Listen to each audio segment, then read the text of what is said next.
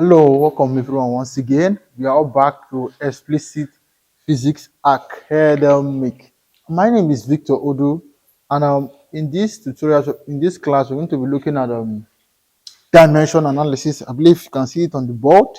And if you haven't subscribed to the channel yet, try as much as possible to subscribe. Click the like button as it will help this video to go viral, and also share to your loved ones, because we're going to be doing something so sweet and important in this class today. In our last class, we talked about unit and measurement, and if you haven't watched that, I would actually advise you do so. Pause the video, just click back and watch the previous video so that it will enable you and also help you to understand uh, what we are going to talk about today. That's dimension analysis, dimensional analysis, how to analyze all those units you've been getting. I believe you've been calculating and you're having meter per second, you've been seeing Newton, you've been seeing Newton per second, you've been seeing so much of those units, and you were like, how did they come about this? How do we get it? And you're going to see the importance of dimension analysis and so much. But I won't be bothering you much with talkings as we'll be doing much of the writing. So I believe you can see in the board, you have the dimensions of physical quantities. Of course, I've told you what's physical quantity in our previous video. That physical quantity is any measurable quantity. Anything that can be measured is a physical quantity. We have velocity, we have speed, we have acceleration, and we have all of those quantities. They are all physical quantities. Why are they physical quantities? Because they can be measured. So, dimensions of a physical quantity is the relationship between physical quantities and basic quantities. Now, dimensions, like whatever you calculate in physics, in your basic physics, remember we're dealing with the basics before we go up to the abstract and the advanced physics. Now, whatever you'll be doing in your basic physics, you will be needing dimensional analysis to help you check the correctness of your formula. Of course, I'll show you the importance and the advantage of dimensional analysis. But you should know that dimensional analysis of a physical quantity is just the relationship between those basic quantities. I believe if you've watched the previous video, as I keep on referring you back, to go back to the previous video, watch on basic fundamental quantities and derived quantities. It will let you and also help you to understand what we are doing here. That we are having the fundamental quantities and the derived quantity. Now, dimensions of the physical quantity is just the relationship between how the dimensional quantity and the derived quantity correlate together. Okay, so that's it. And of course, I've listed the basic 7 quantities, the basic 7 fundamental quantities. We are having the length, the mass, the time, electric current, the temperature, the amount of substance. Of course, some also include luminous intensity and all of that all. So dimensional formula is very, very important. Dimensional formula is the formula in which the given physical quantity is expressed in terms of fundamental quantity, just as I've said earlier, that dimensional formula is just about a given physical quantities. That's the basic one, that we're having the length, the mass, the time, and I'm just taking out the 3 basic ones. So dimensional formula, because it's a formula we're going to do that will help you to know if the formula I'm bringing out for this equation is correct or is wrong, or I have to change it, or I have to add in some other things. Now, dimensional formula is just a comparison of the basic quantities with some powers raised to a particular power. Now, I want to give you a keynote. Dimensional formula only deals with basic quantities. Yes. Only with the basic quantities they use, not the derived quantity. It's just a basic quantity. Because when we say the relationship between the physical quantity and the basic quantity, it only deals with the basic quantity. Basically, length, mass, and time. Note it. These are the basic. We'll be using, sorry for the marker. These are the basic we're going to be using that are needed in length, mass, and time are the 3 basic quantities that will be needed in the fundamental, in the dimensional formula. So we are moving on. Let me just clean this.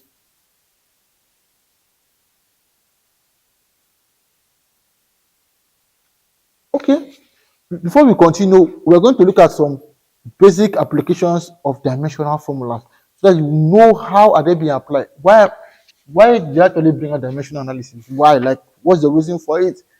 This is the reason so that it actually get more interesting to you and you want to actually watch it.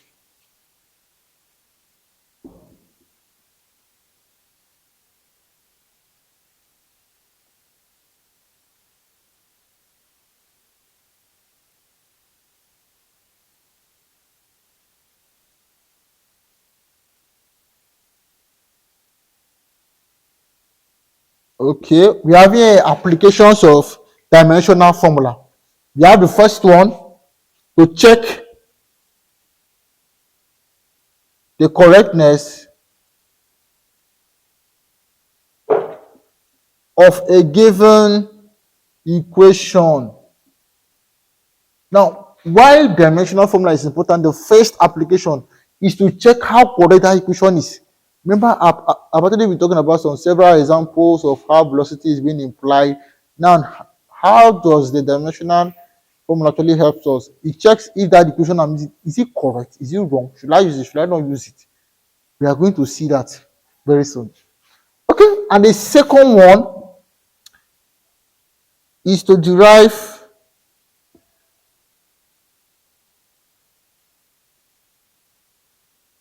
the form of a physical equation. The last one is to establish a relationship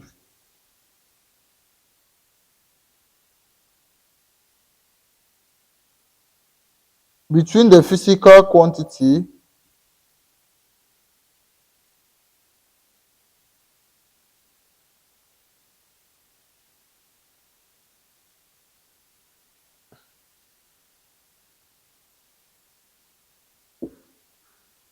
now. These are the three basic applications of dimensional formula. The first one is to check the correctness, to check if the equation I'm writing for a particular problem is correct or is wrong. That's the first important application. And the second application is to derive the form of a physical quantity, is to derive the general equation for it. I'm given a problem and I want to check if that equation is actually correct or is wrong. The second point here is to derive the form of a particular given equation. Very, very important. And of course, the last point is to establish a relationship between the physical quantity in an equation. To establish a relationship, how do they correlate? I've been giving some several examples of fundamental quantities, of course, of if you are having the length, the mass, the time, electric current, the temperature, and so on and so forth. So the last point is to establish a relationship. How are they being, how do they correlate and how do they move together? Okay. So these are the basic applications. Let me just move away so that you just take 2 seconds to check them again. If you're writing them out, the basic applications of dimensional formula. Okay, clear. All right, so we're going to move on. So having checked this, so having written down the three applications, we are going to dive in some basic examples and you appreciate what we're talking about in this class today. Let me just clean this up.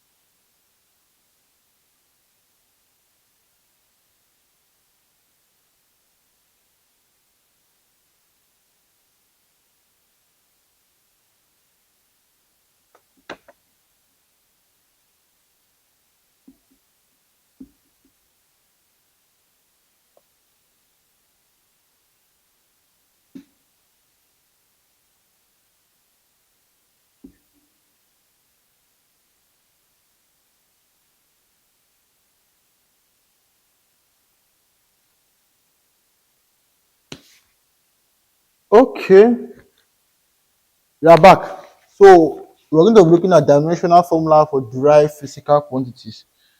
I've actually written down some basic theory applications of dimensional formula. Why are they being important? Why are we doing them? And we are going to look at dimensional formula for derived physical quantities. We're going to check those formulas and how they are helping us and why we are doing them. This is where you're going to see some basic examples, and I'm going to apply all what I've been doing, all what I've done in the previous videos of how to do it in physics, the four basic steps of solving physics problems, unit and measurements, and now we have entered dimensional analysis. Okay, let's just dive in already.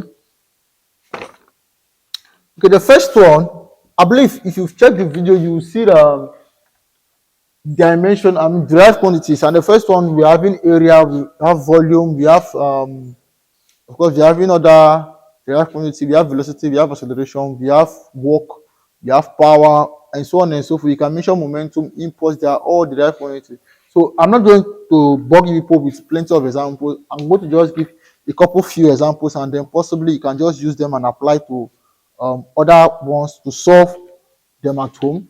So let's look at area. Area of a square.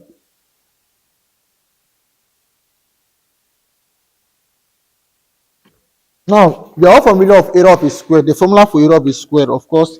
Let me just take down um, the diagram for a square. Okay, please forgive my writing or my drawing. I'm bad at drawing, but I'm just giving some diagrammatical expression of what is a square here. And of course, we know that the formula for square is the length and the breadth and the length, and the breadth. That's the formula. So the area of a square is given by the formula. Let me use this.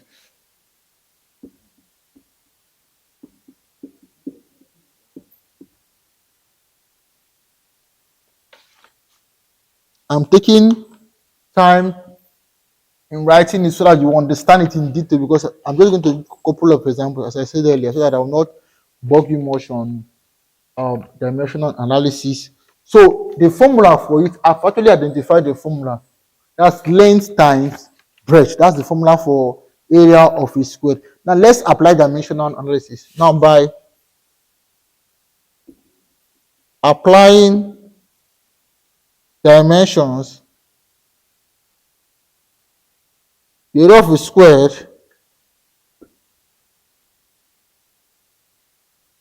will be equal to length times length, which is equal to what? Length all square. Now you may ask me how is breadth length? Of course, when we're talking about breadth, we are still considering length. Distance between this point and this point.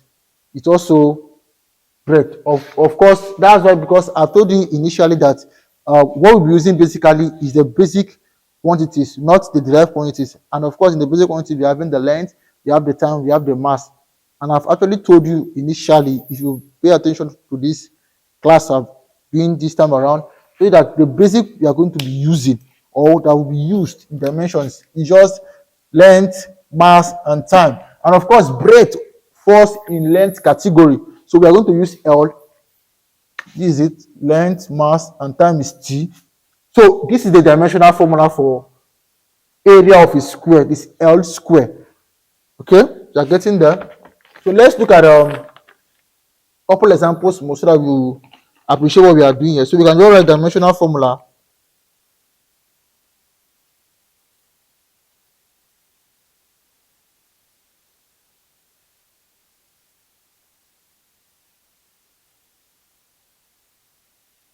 So this is the dimensional formula for area L square. Of course, if someone want to ask you what is the unit for area, you should be able to tell from here. Since the dimension for area is L, so what could be the unit? Is meter square. Why? Because length is measured in meter. Length of a square, that's the unit of length is meters. So I believe that this dimension have helped you to know the unit of a particular variable. So the unit of this of area now will give us meter square, and that's the unit. Okay, so let's forge ahead. We're looking at the second one. I'm going to give a second example, but I'm going to just have to clean this so that you can look at the second example.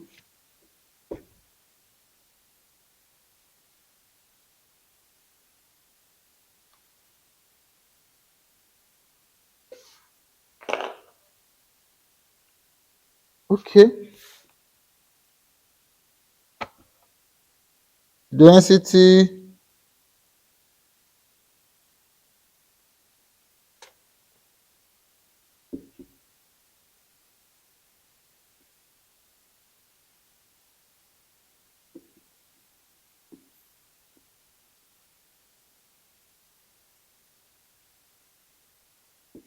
Of course, we are all familiar with what's density. Density is a mass per given volume. The mass of the substance, that's, you can say, is the ratio of mass to volume. So we want to apply dimensions to density to get the dimensional formula, because after getting the dimensional formula, you can know the unit of density. So let's look at it. Let's dive in very fast. We know that for mass, what is mass? Applying dimensions. The dimension for mass is m. I've told you initially, looking at L, M, and T. And what's the dimension for volume? You know that volume is length times breadth times height.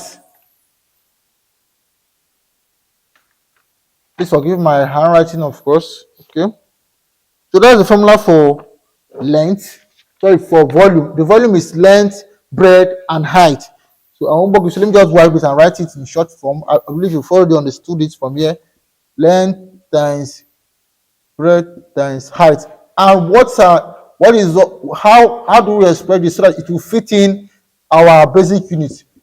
Mass all over L cube. That's L times L, which is equals to all over L cube. So the dimensional formula for density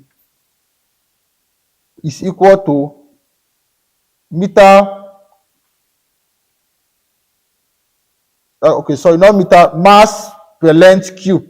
Or you can write it as this. You can also be written as this. And what is the unit?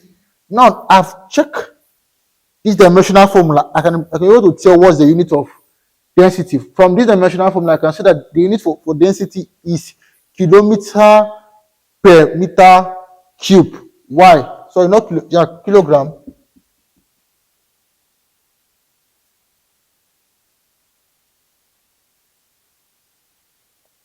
And here we go. You can either write it like this, or you can write it as kilogram per meter cube. And this is the unit for density. So it also helps us to check the unit. I believe from this video, you'll be able to see example of how we could solve the density.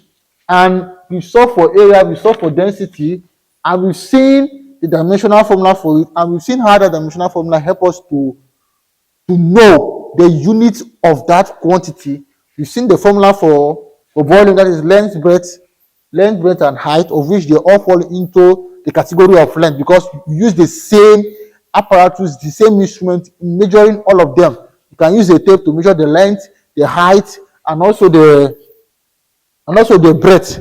And since you are using the same instrument to measure them, you can use the same instrument to measure them. That's why they all fall under L, because you are looking at three basic quantities. That's the length, the mass, and the time. Please note that. So that when solving problems, you won't get yourself twisted along the line. Okay, so we're going to look at one more, and then we call the end for this particular class. Possibly when we come back, we look at more examples.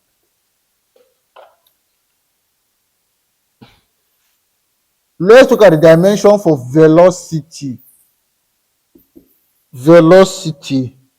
Who can tell me the definition of what's velocity? I believe you've already said it in your mind. Velocity is just the displacement at given time. Okay, so let's look at the formula. First, we've identified the formula as displacement all over time. Now applying dimensions,